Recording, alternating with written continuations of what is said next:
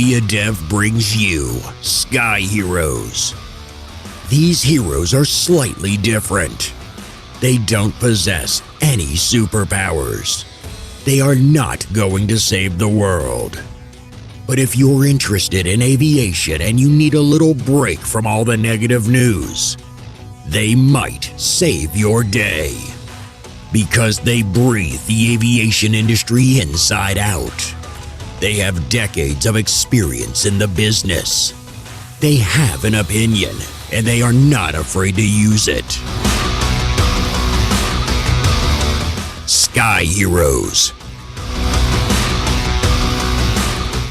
Good morning, everybody, and welcome to SkyHeroes.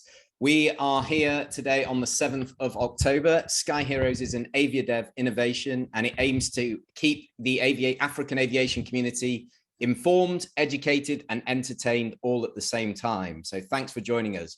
We are also live on the Fly Africa Facebook group. So if you're not a member of that, make sure that you join that. It's a fantastic forum. And a massive thank you to Duncan Gillespie, the admin of that group, with about 15,000 members, who's kindly allowed us to stream on there too. So if you do miss any of the session today, you can go back and you can watch it there. It will also be available as a podcast and on our YouTube channel as well. So you won't miss anything. My name is John Howell. I'm the CEO and founder of AviaDev Africa. We are a platform dedicated to supporting the growth and development of African aviation.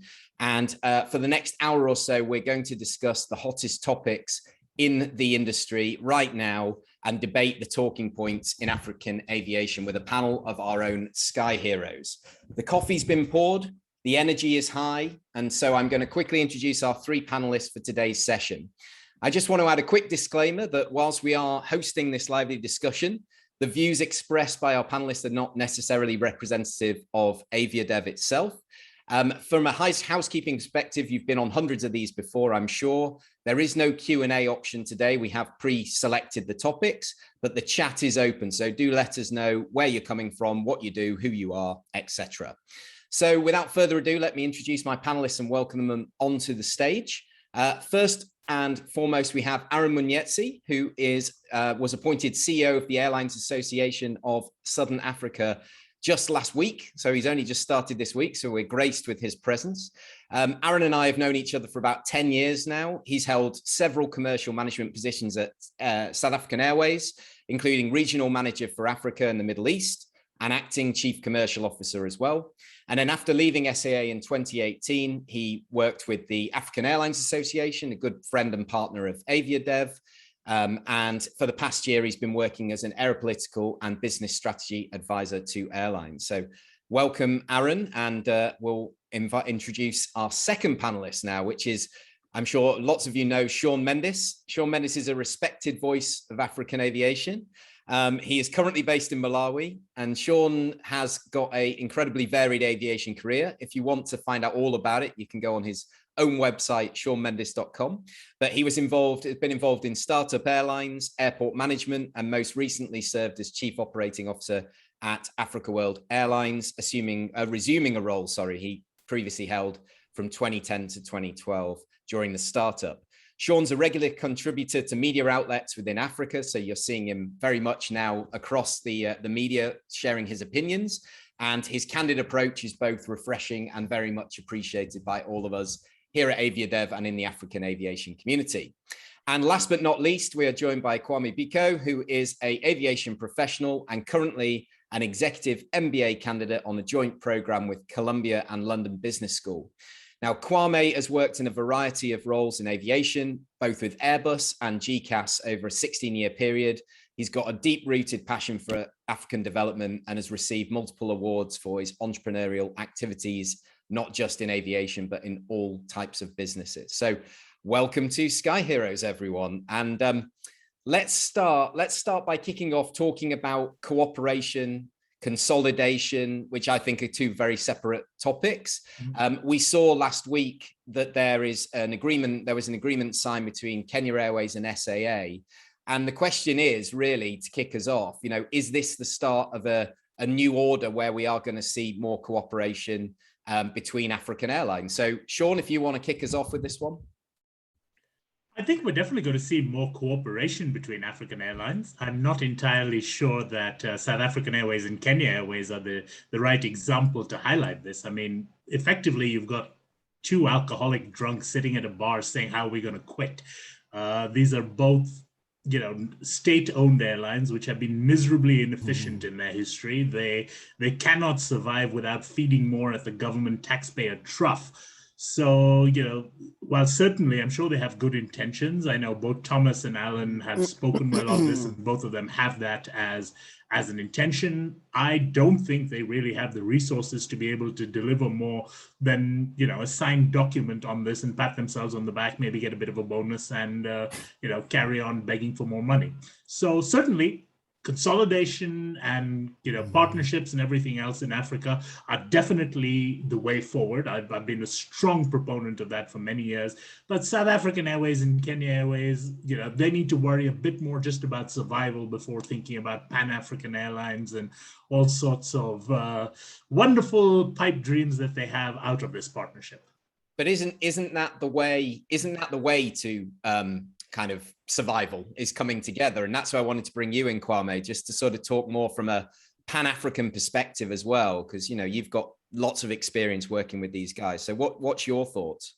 Absolutely, John. And again, just coming in on the top level, really what I would say is cooperation, consolidation has always been key to the industry. Clearly, due to the global nature of the industry we're in, almost no airline on its own should work in isolation. And I think this is proven through history.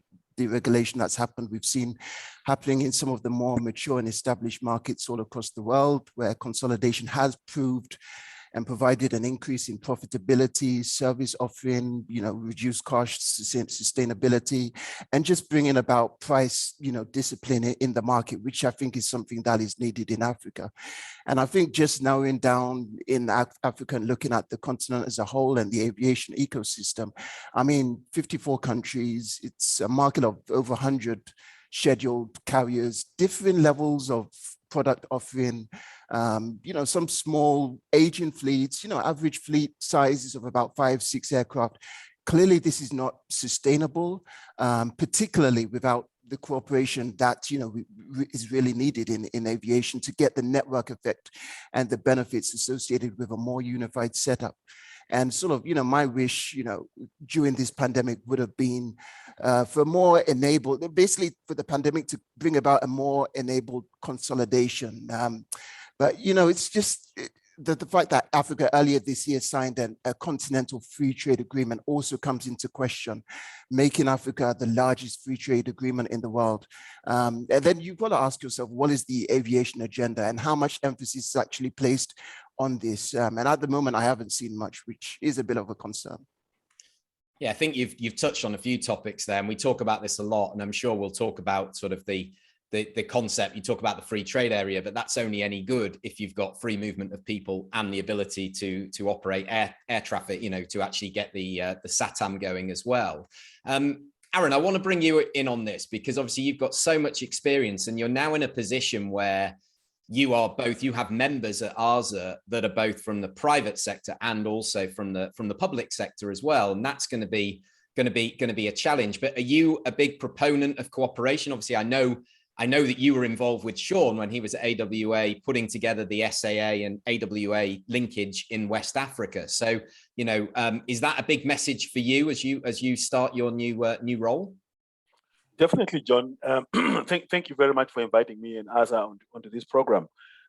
First and foremost, I differ quite significantly with what Sean has said. I believe that this is the right thing for South African Airways and Kenya Airways to do, irrespective of wherever they are in terms of being financially crippled. It doesn't matter. The fact of the matter is that as long as they are able to say we can work together in one way or another, it's a beginning. We need to be able to see our African airlines coming together. For me, we must applaud that. Having worked for South African Airways for so long and worked with other airlines on the African continent, including Africa World Airlines, the one thing that I've seen that actually makes a lot of sense in terms of the lower level of implementation is the will to cooperate and to collaborate. For me, that is the starting point. there has to be that will, that recognition that we can work together, we can collaborate, and we can cooperate on certain activities that actually bring value to us, no matter what size or what extent of loss or profit we are making. So that's the first thing. I think we need to applaud South African Airways and Kenya Airways for the confidence that they have. They have been bold enough to say, even though they understand where they are right now financially, they are not in the best state of affairs right now, but they've acknowledged that they actually can do something about it. And that something is coming together to be able to agree that we can do something together. I think we must applaud them and encourage them to do that. The second thing is I need to address what and agree with what Kwame said. There have been a lot of things that have been said and done about African airlines. There have been a lot. But what we must do right now, and this is the message that I want to bring across as the CEO of AASA, is to say that there has to be a three-phased approach in terms of cooperation, collaboration, and commitment.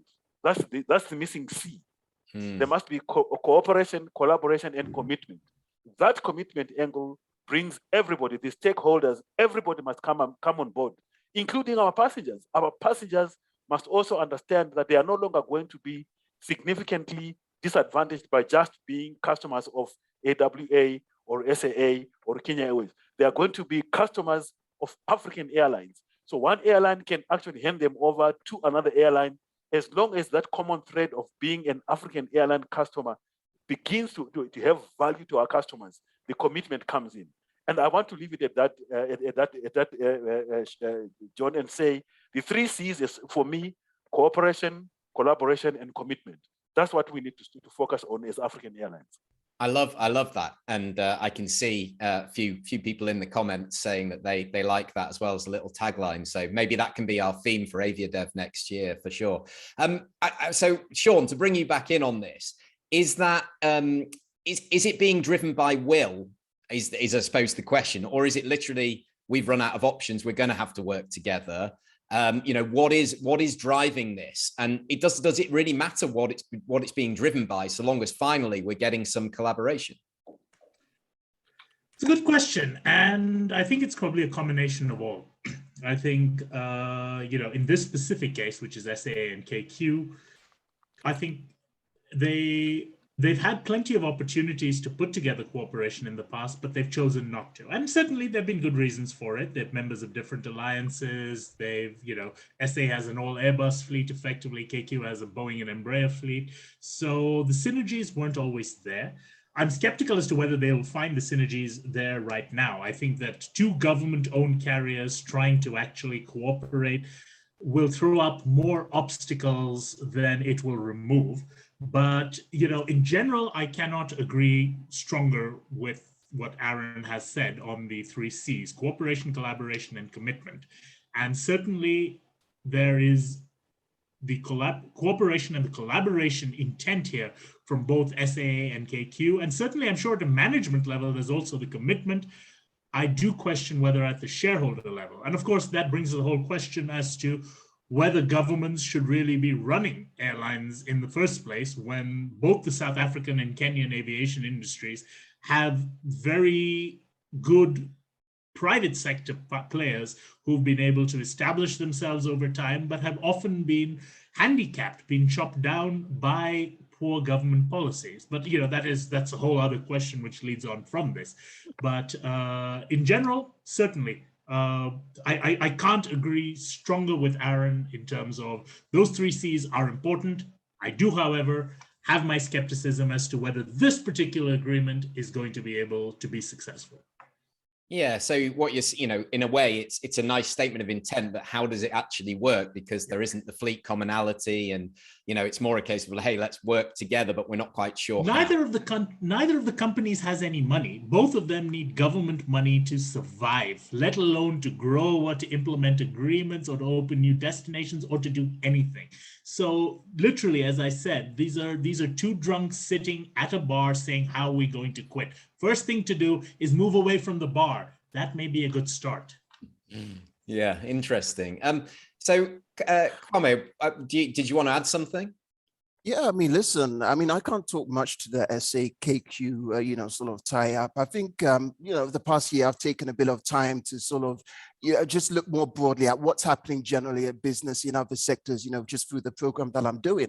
And, I think one of the things that I find very fascinating, just in terms of how other sectors are managing themselves through the pandemic and, things that, in aviation, so we can adopt and make sure that we're sort of going along the right direction, is that business really is, it's an infinite game, and many of the airlines that we have in the continent are almost playing this finite game, particularly when it comes to startups, particularly some of the national carriers that are looking to start. They're thinking very long term. I mean, just an example, a match between Man United and Arsenal, after 90 minutes, we know who the winner is going to be. But in business, it's not like that. There's no finite end game.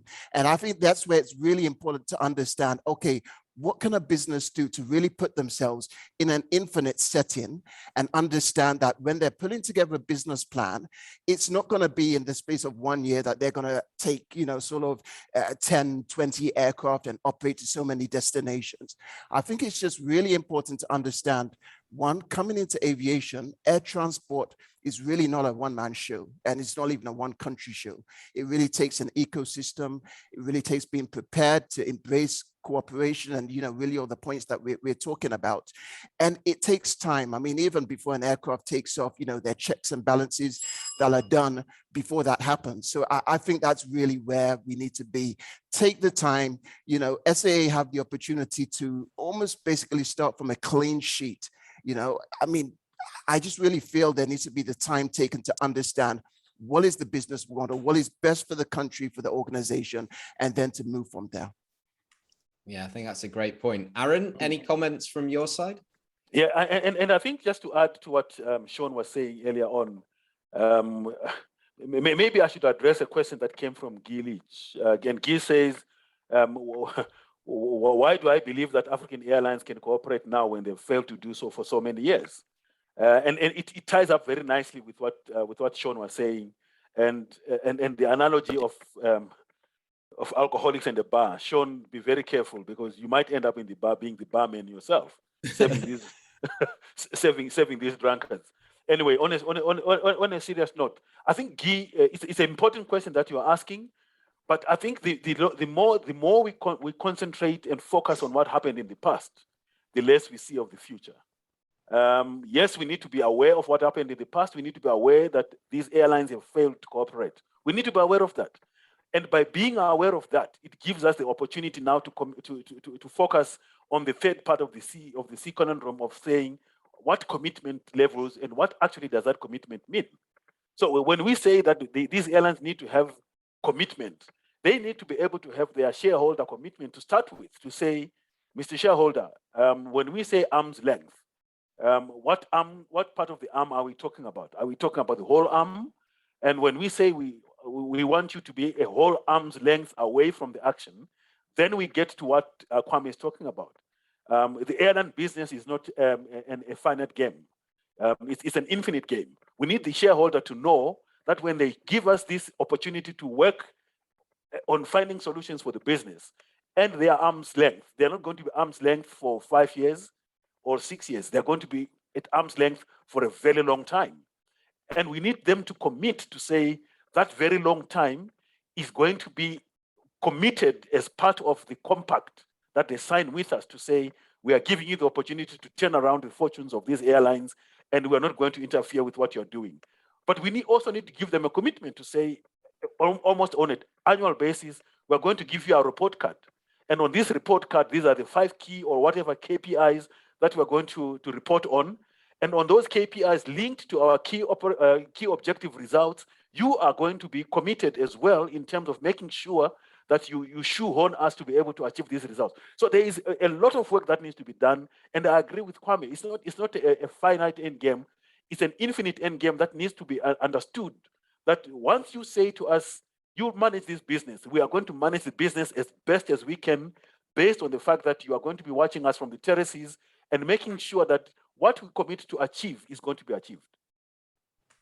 Yeah, absolutely. I love the concept of the infinite game. And I think actually, if you take that as well, we have an infinite market as well in Africa. We have such a massive untapped market of people that can travel. We're not all fighting over the same passengers. We've seen that with liberalization and deregulation in the US and Europe, that you can stimulate a whole new market. You know, that's what Southwest did. That's what Ryanair did. That's what these guys have done. And they've been very successful to do that. And that's another topic that I would like to talk about today is, you know, how the airlines are now trying to get back on their feet. And we're hearing stories about airport charges being ramped up. And I understand where the airports are coming from too, that they're having to deal with this too. But, you know, that's kind of a slightly different topic. Sean, I think you wanted to come back in. Well, I think, you know, I've been looking at some of the comments here, and one of the interesting ones has just come in here from EJ Gordon, is about how, and this is somewhere where I think a lot of African airlines have missed the boat, which is shared distribution channels. And, you know, this is one of my passion projects. A lot of African airlines come and they partner at theoretical levels. They sign the agreements, they do these kind of things. But in terms of practical ability to deliver the solution, this cooperation to the customer, they fail. And, you know, one of my main thrusts has always been, that's all very good in theory, but how does this make a difference from the customer? Is there going to be cheaper fares? Is there going to actually be convenience? Or is there actually more hassle for the customer to have to access this partnership? Does he have to only book through a certain travel agent? He can't book it online. He can't do it this way. Or if he wants to book a Kenya Airways ticket in South Africa, he has to pay in a Kenyan shilling denominated M-Pesa. And, you know, it's just the small things like that which tend to actually be where those are low-hanging fruit. But I think that African airlines in general have often ignored what the consumer benefit may be, as opposed to what their own theoretical benefit might be. And I think, you know, if a partnership, even if it's a small partnership in terms of, you know, your flights are available on my website in a window that'll just open up when I click on it, because I can't sell it directly because of technical problems. But sometimes even those small little links can make a difference to the consumer and help drive more value for these partnerships. Yeah, I think that's a great point. Kwame, you wanted to come in on that? Yes, I wanted to. I think you touched on a very important topic right there. And again, with Aaron and Sean too, you know, many of the airlines, startup, national carriers, they come in with the notion that, you know, they look at Ethiopian Airlines, you know, which is clearly the airline to look at in the continent. And, you know, they either say that, listen, we've got a bigger GDP, a larger population, a larger flying public, you know, we should become like them. But, you know, it took decades for Ethiopian Airlines to become ET, if not centuries, you know, I mean, they're almost 80 years old.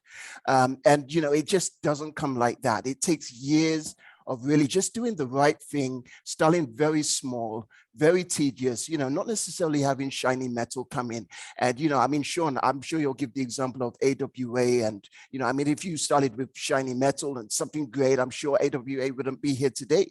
But again, John, you know, you touched on the population as well. And I think this is really a low-hanging fruit that many airlines don't actually see, because the fact of the matter is many airlines are flying around only 5% of the population, maximum 10% of the continent of Africa actually flies today. But there's a good, you know, sort of 300, 400 million passengers who can fly, who are in the rising middle class, who are not given the opportunity to fly, who have never even seen an airport before. And the question is, what is preventing these people from flying? And how can we get airlines in the mindset to adapt their business models, their pricing strategies to target some of these passengers who may only fly once a year, you know, or maximum twice a year. But I mean, if you can get 300, 400 million people flying just once a year, that's going to have a huge impact on the bottom line and the whole aviation ecostructure. And I think, you know, just looking in the continent in Western Africa, between Accra and Lagos, I mean, a flight of 40 minutes, a return flight costing $300, $400, it really just doesn't make sense. I mean, that's really why, you know, it's said in many forums that flying is a preserve for the rich and the upper class. And it's got to remain like that until airlines really touch on their business and do what needs to be done. Sean. Absolutely. No, you're getting me into one of my favorite speeches. And this whole thing is that the growth in the African air travel demand is not going to come from the current consumers flying more. You're not going to have the government ministers and stuff flying more. The corporate executives are flying. They're already traveling. The actual growth is going to come from the bottom end of the market. And as you see more and more African countries enter into the lower middle income group, as you come and see more newly empowered middle-class consumers. And these people have more disposable income, but they value their time more. And therefore, rather than taking a bus ride for 16 hours, they will want to fly. The prototypical modern African consumer is young, globalized, and comfortable with e-commerce. They can identify with 3 brand values with their preferred brands. That is safety, reliability, and affordability in that order. If an airline can create a legitimate alternative to inefficient ground transport networks in Africa, that airline will be successful. Now, to go further from that, African governments, and as you stressed in terms of the cost of flights, say from Accra to Lagos, over 50% of those costs are going to governments because African governments have viewed air transport as a luxury and a soft target for increased taxation. They also have high user fees, which is something that John just alluded to in terms of raising user fees for what is usually substandard infrastructure. Focus of the government should be on liberalization and infrastructure development to encourage investment from more agile private sector players. Distribution and fulfillment technology, which is something that we stressed on before, but that is where the real battle is going to be fought. In order to get to the young African consumers, you've got to be able to use the same way that, that the internet and laptops and everything were ubiquitous in Europe and North America, and that African consumers today are using mobile phones. So the person who can deliver not just booking, but also fulfillment technology through localized mobile solutions, those will be the ones who emerge triumphant. And it's African private sector airlines are agile. They are able to do this. They have delivered these things in small localized pockets. It's just going to take one person who's able to actually hit that magic thing to be able to really stimulate this market and get a whole new generation of African consumers flying. Yeah, brilliant, brilliant. Absolutely. No, absolutely. I mean, we've had a message in the chat from AviaDev, who's the commercial officer there at Africa World Airlines, saying just the taxes from Accra, Lagos and back is $180. So on top of that, $150 in testing fees between the two ends of the route, plus whatever you're paying for your own PCRs and everything else. Yeah. So, look at it. The airline is getting $100 out of it, and the governments and everybody else and all the little hanger-ons are getting $350 out of the whole deal. So who the hell is going to fly? But if you can remove those obstacles, if you can actually make it convenient that the guy who would otherwise be taking a bus or, smuggling himself on a motorcycle or whatever else, if he can actually book, you will stimulate your market. Absolutely. You must give the person an option that when he has $20 in his pocket, what is his option? Does he go out drinking like some of these national airlines do? Does he go to a movie, or does he say, you know what, why can't I fly to Kumasi? Why can't I fly to Abuja? Why can't I do these things? Because there's no reason that an African consumer should be any different. And that's a good opportunity to cite what AWA have achieved this year. I believe they're going to have, and in Ghana, the domestic traffic is actually up on 2019. That's right, isn't it, Sean? It's on track to. There's still 3 months left in the year, so things could go wrong. But as it stands, but that market is 100% dominated by private airlines. There are no government airline involved.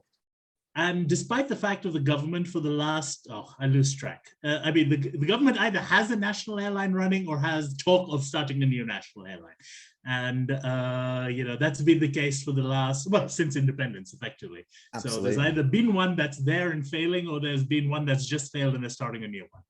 Okay, fantastic. So I want to bring Aaron back in because we saw the comments, and I'm sure you did too, from Willie Walsh this week about airport charges. And obviously he's there from an airline hat saying the last thing we need right now is increased airport charges. Now he's cited in Africa, Ethiopia and South Africa, but I'm sure it's happening across the board that, of course, these are government, predominantly, I believe it's 89% of airports in Africa are just state owned, have no private investment.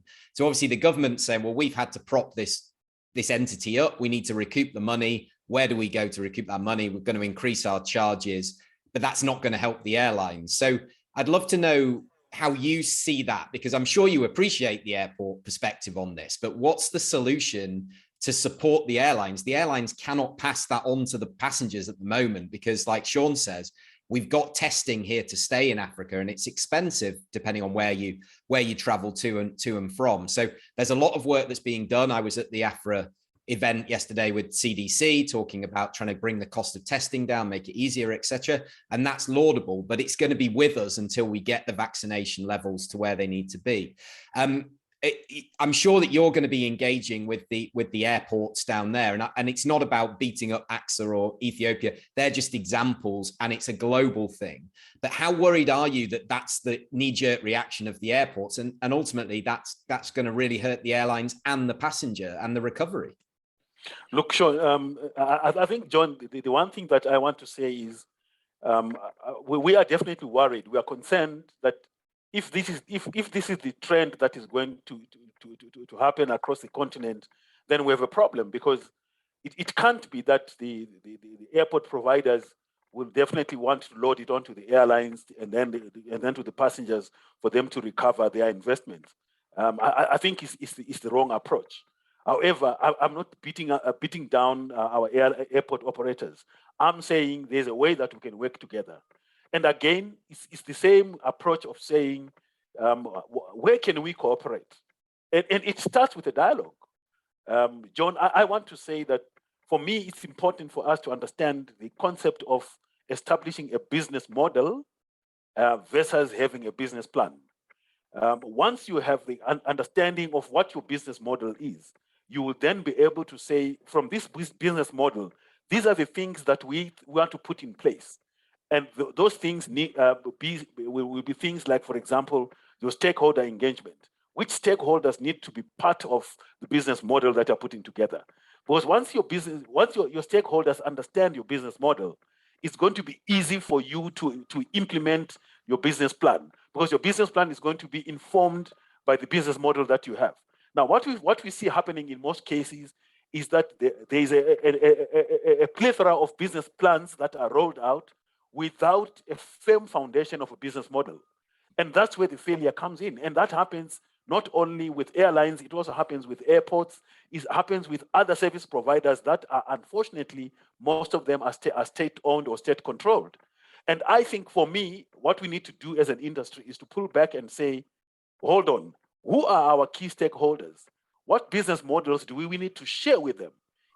A simple example is an economic business model that we need to share with our stakeholders, 55 African countries, African governments. We need to share with them a very simple business model that says, when we implement the single Africa air transport market, this is what is going to happen. That business model has not been fully understood or fully rolled out. That's why at the moment, John, as we speak, only 35 of the 55 African countries have signed up for SATAM. It's not that they don't understand. They do understand, but they don't understand the actual impact or implication of the business model of what does that mean. Once they understand that, it's very easy for them now to say, okay, let's sign up. And what actual business plans do we need to put in place for this thing to make sense to us? So my clarion call is to say, let's understand the business models that we need to put in place. And they can never be a one business model fits all. We need to understand the environments in which we are operating. Let's take West Africa, for example.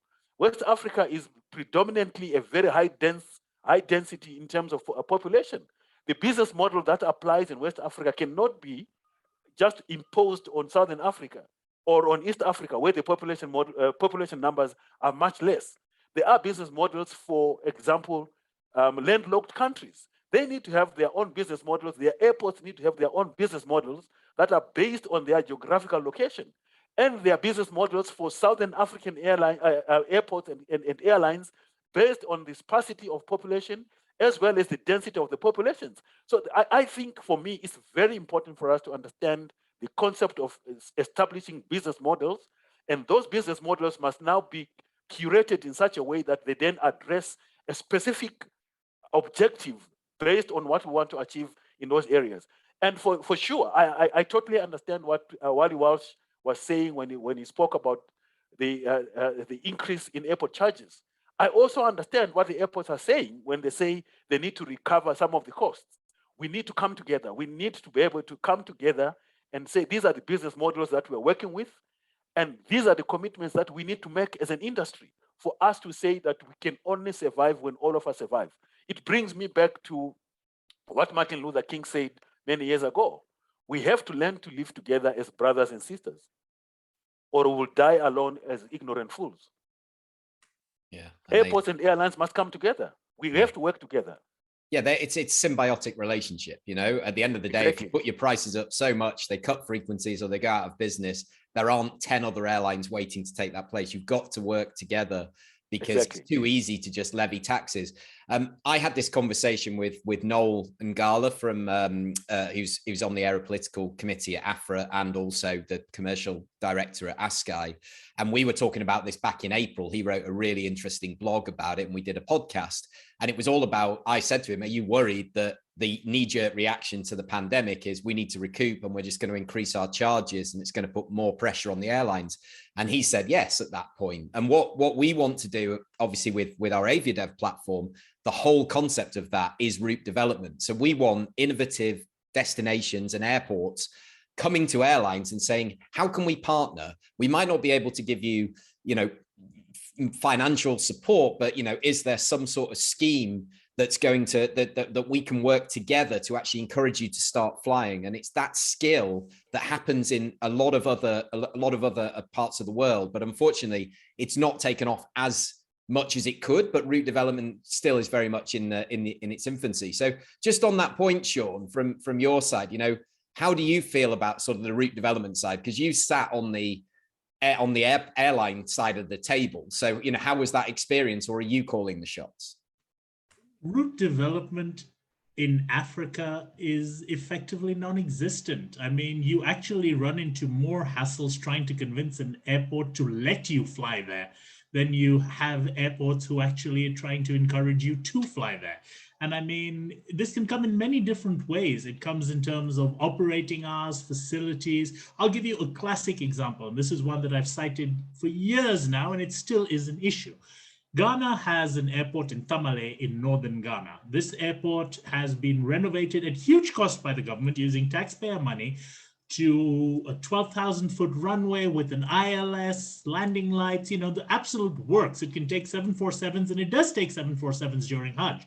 However, the operating hours are just until 6 p.m. They shut down at 6 p.m. And the reason why is they don't have fuel to run the generators. They say if the airlines are willing to pay fuel for the generators, we can keep it open longer. Now, you're transferring the burden. You want the operating costs of an asset that you are running. And as Aaron said, they don't have a business model. They don't even have a business plan. They just are looking at operating costs and can I afford to do this? They view airlines as a burden of a customer rather than as a customer or a partner, more importantly, who they can work with. And this is something, it's just an example. I won't say that Ghana Airports Company is a bad operator. In fact, Ghana Airports Company is probably one of the best operators out there, which just shows how bad a lot of the others are.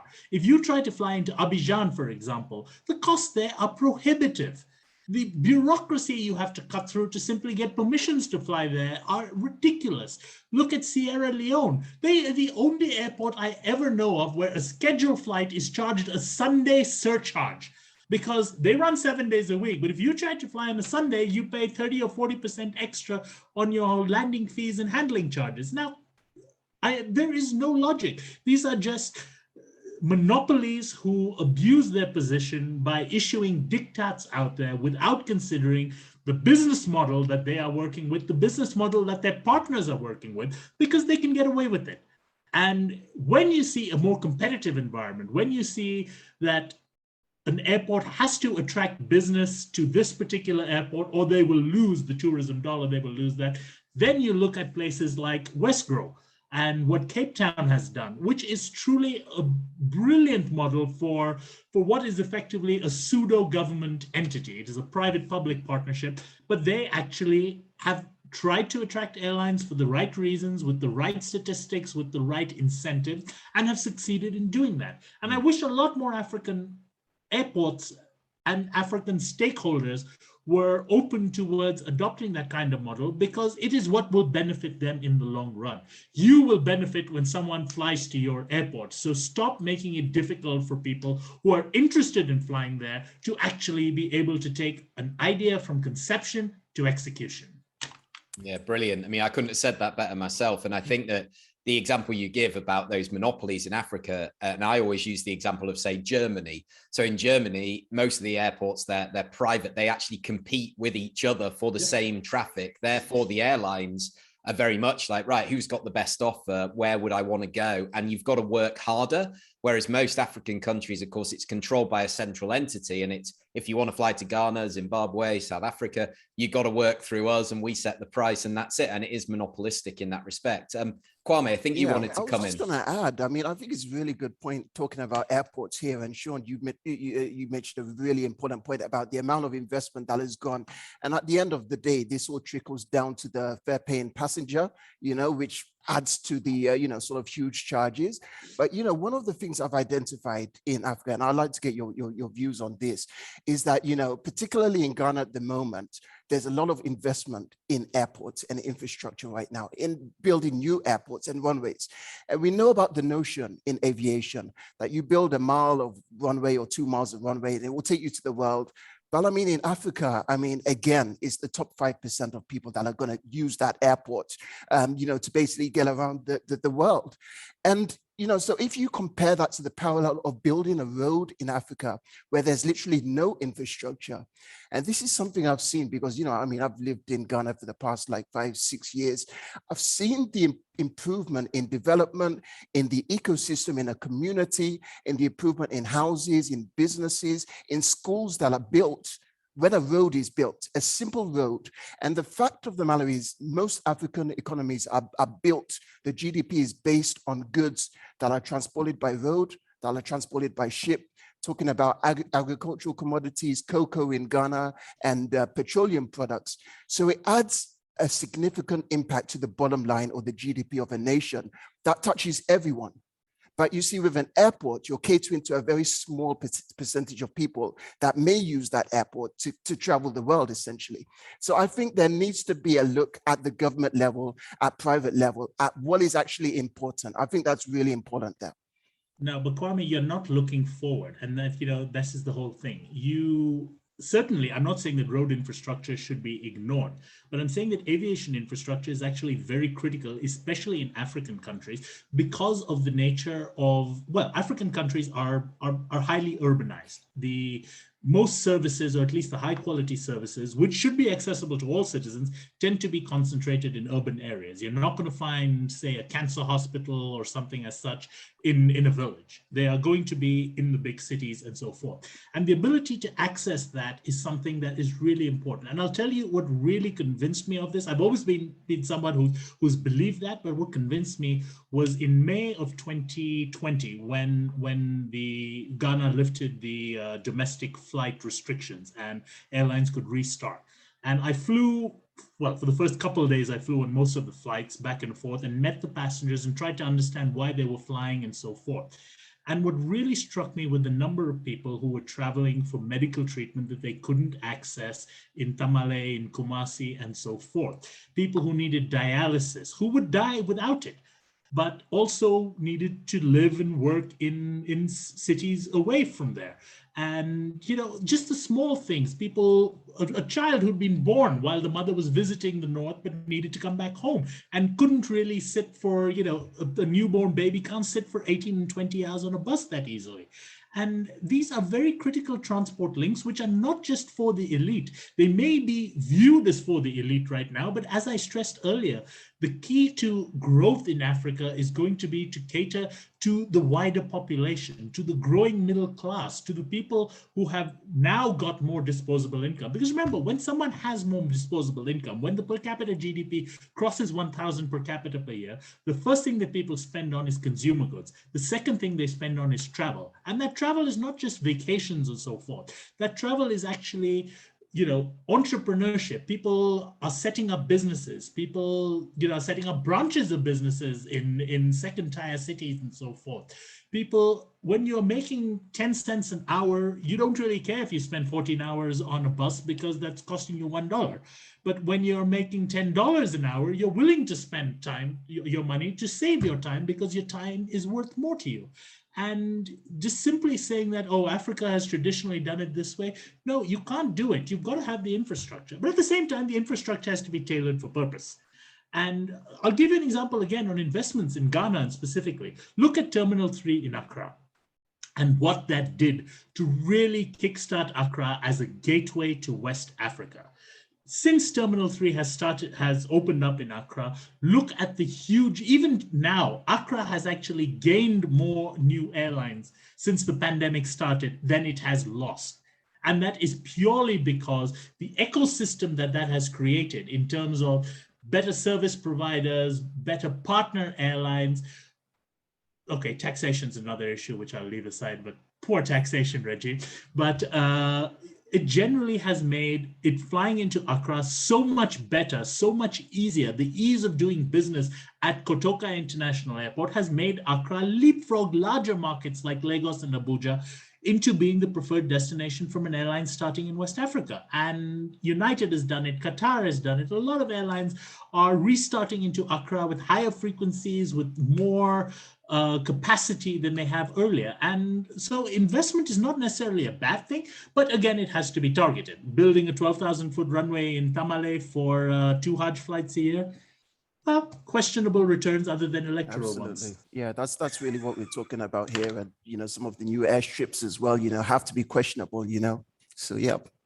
But Kwame, here's another take on this thing. So, yes, some of the rural communities need to be connected by road.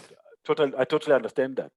But I think what we need also to take into consideration, Kwame, is that we are the same people who are saying Africa must develop. And we cannot develop by remaining backward. So why can't we put together almost a parallel process where we are developing the road network to be sustainable, but also make sure that the aviation sector plays its role by actually pulling everybody. So it's almost like a push and pull. I'll give you an example. So that not so long ago, I was in Yaoundé, and I was talking to a trader across the road from where I was staying. And the trader was saying to me, it's very good to see somebody from South Africa coming to talk about the opportunity for South African airlines coming to operate to Yaoundé. I said, why? He says, you know, he used to take a bus before the pandemic. He used to take a bus from Yaoundé to Douala to go and buy South African apples that would have come on South African Airways and bring them to his customers in Yaoundé. Now, see this. The cargo that was being uplifted from the apple growers in South Africa, or maybe they come by road or by air from Cape Town to Johannesburg, fly by air from Johannesburg to Douala, and then by road from Douala to Yaoundé. That, to me, is what needs to happen more and more. We need to be able to say, where can whichever mode of transport assist, so that even the intermodal process that we're going to make of sea to air to land, or land to sea to air, whichever way we're working, it has to be coordinated in such a way that we are actually developing the overall community and the overall economy of Africa. Because, Kwame, we're speaking about the African Continental Free Trade Agreement. As big as it is, it will be worth nothing if we don't do something about it. And the something that we're going to do about it are these small steps. We need to start with these small steps. And with these small steps, we're going to build something bigger. Absolutely. I think, you know, we've got 10 minutes or so left, and I think that we're on to a good subject now, which was, make sure you mute Sean in those 10 minutes. Otherwise, you take them. No, not at all. Not at all. No, but it was really, you know, our whole conversation at the beginning is this a false dawn for cooperation? Is it been forced upon people? And when things start to recover, are we going to forget that? You know, we see so many cooperation agreements over the last 2 years have been signed between African carriers and non-African carriers. You know, we saw Qatar and Rwandair doing what they did this week. We knew that was coming, of course, but that gives Qatar a hub in Africa. To your point about intermodal, Aaron, I saw, which was really interesting last night, that Ethiopian have signed an agreement for onward train travel, I think in Europe or something. Intermodal travel is a fascinating thing. And it does exist in Africa, but it doesn't exist to the same level. You know, the airports aren't all connected by rail and by X, Y, and Z. So that is going to come in time, and it's that synchronicity. But what I want to get from you guys now is, you know, we're in this position where I've been saying for 2 years, I think we've all been saying, this is the opportunity. We have a hiatus in the industry. Things have stopped.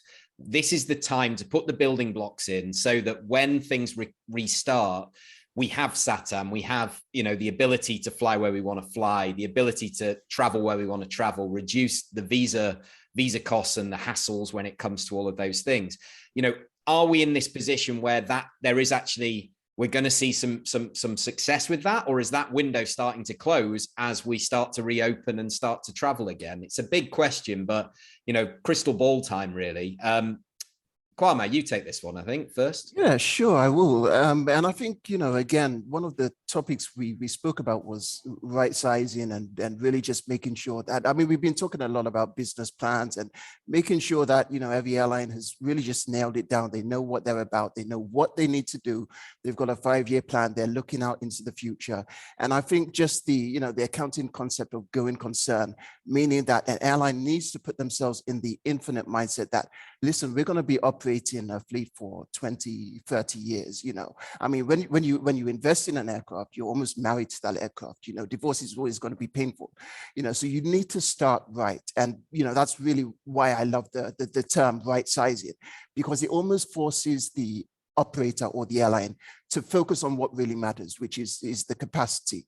And at the end of the day, an aircraft is really a payload at a certain range for a given cost. And for me, I think it's really important, as many airlines are going back to the drawing board, to understand what is important for this entity, what works for my business plan, for where I'm based. Because what we're seeing in the industry, the fact that, you know, worldwide, okay, pre-COVID, average load factors were in the 80+%, but in Africa, we were about 60%. You're not going to be profitable at 60%. I mean, you know, whichever way you look at it. So I think there's something really important that needs to be done there. Yeah, it's really interesting, actually, because you're right about the load factors. And EJ in the comments here has talked about ancillary revenue. Again, it's a big topic for AviaDev, where we sort of say, look, airlines, you don't have to make all your money from the ticket. You can upsell, you can unpack things. And I know that there are certain cultures where that isn't really very well received. They're like, well, no, I want a hot meal. It may only be a 40-minute flight, but I need a hot meal. I need a big comfy seat. I need all these things. But you have to be brave enough to say there's a new business model out there and you pay for what you want. So ancillaries is definitely a topic for the future.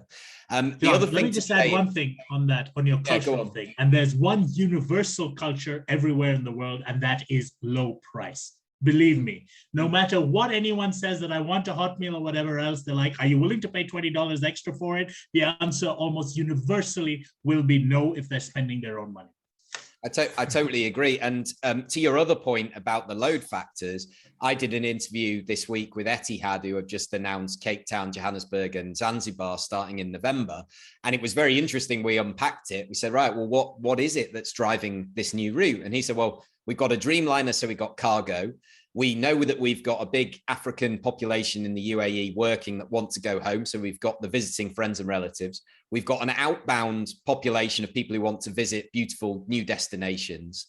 And we've got some level of business traffic. So that route is hedging its bets. You know, that airline is saying, this isn't just the leisure route. Eurowings Discover is the same. They've started in Mauritius now, and they're going to Namibia.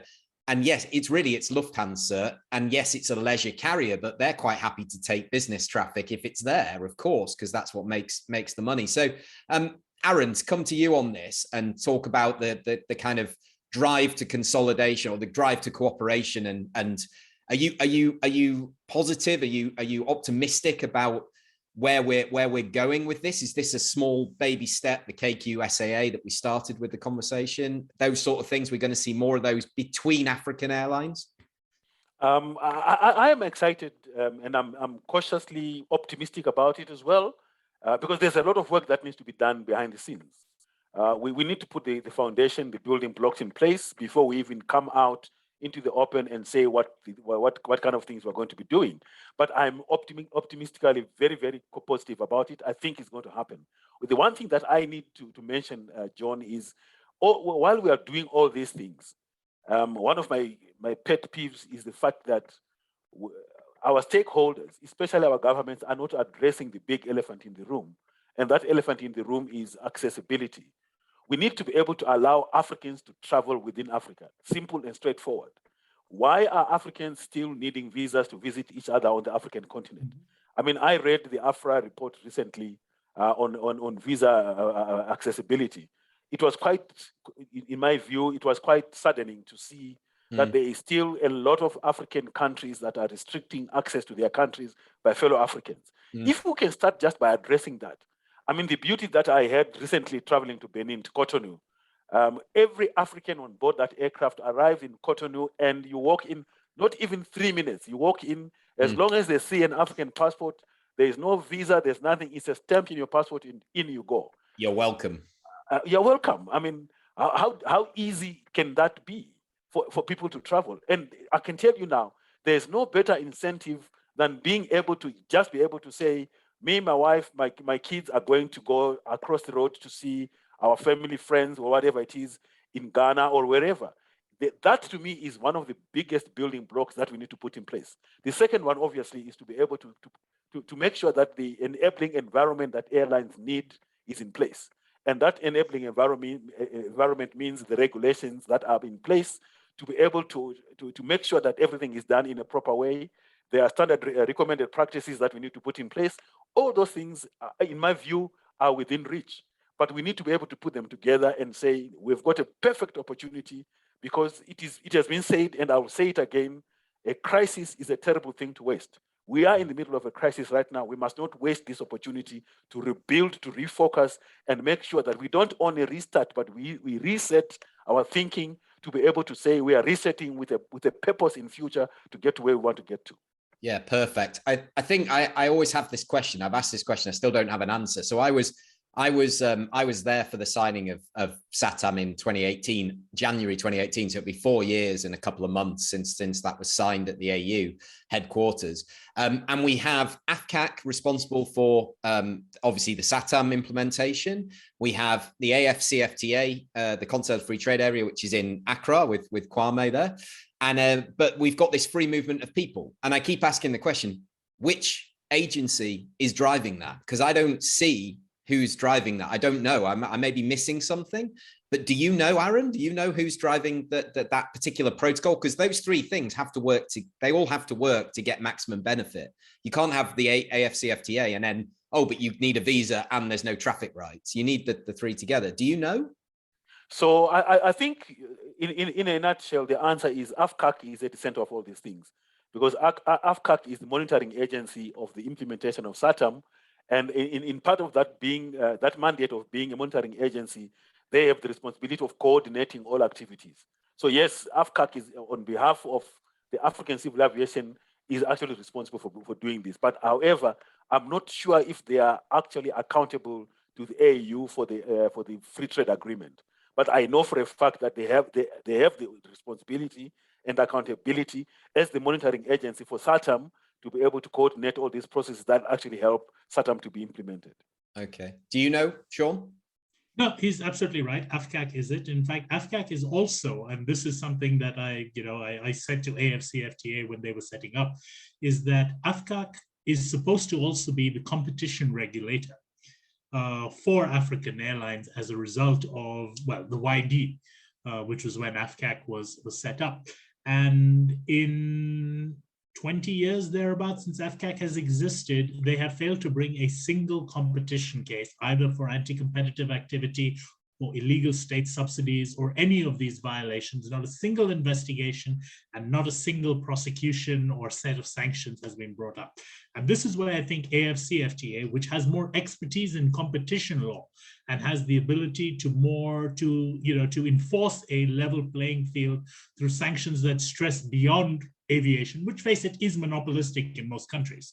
I think that's where AFCFTA and AFCAC, if they work together on competition law better, I think that will be a very good thing for African airlines, because right now, state-owned airlines get subsidies unsustainable subsidies, which shut out private sector players from the market. And that is not a good thing for anyone, not for the state-owned carriers, not for the private players, and definitely not for the traveling public. Yeah, brilliant. Well, I'm very conscious of the time, and I'm very conscious that we don't want to eat into anybody's day. And I know that AFRA are doing a workshop that kicks off about now, so I'm going to be running over there and taking part in that. But I want to say a massive thank you to my 3 Sky Heroes today, to Sean, to Aaron, and Kwame. If you enjoyed it, do let us know, because we would like to make this a regular thing, but only if people are interested in having it as a regular topic. We will change the panelists, we'll change the topics, come to us, let us know what's going on. But the whole idea of this is just to give you something that's a bit more gloves are off. We've not got the protocols in place, and we've got some very candid views that we hope are going to be disruptive, but in a very positive way. Disruption does not always have to be a negative thing. So it will come out as a podcast and on YouTube as well. It's live. You can watch it back on Facebook on the Fly Africa group. So make sure you join that group if you haven't. Thank you all for taking the time. Thanks to my Sky Heroes once again. And we'll be in touch very soon with the next episode. So thanks all of you for joining. Have a great day, and onwards and upwards. Cheers. Bye-bye.